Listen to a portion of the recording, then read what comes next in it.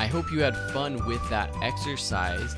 I'm going to continue with the rest of the previous lesson and show you how I resize these social media graphics myself.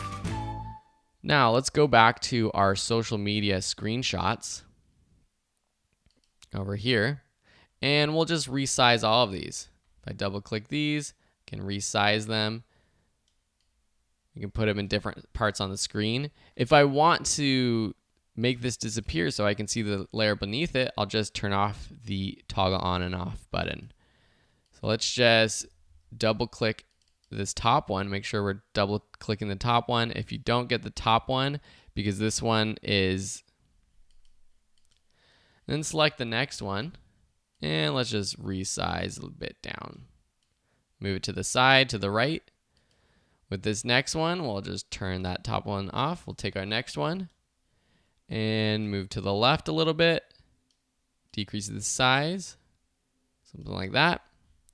Turn off that layer. And then with this last one, we'll just start a little bit smaller.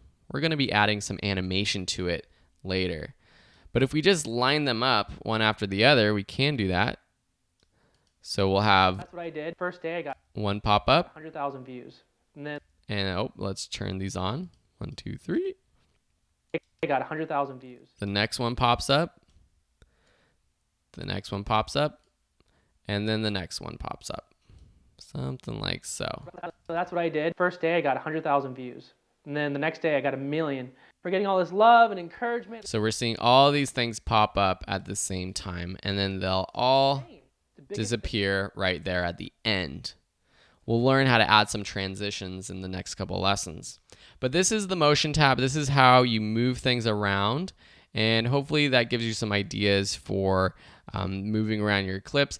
Even for your video clips, say this was shot at a higher resolution. I'm not going to do this for this video, but you can use this to punch in on your interviewer or on a clip, especially if you're shooting at a very high resolution.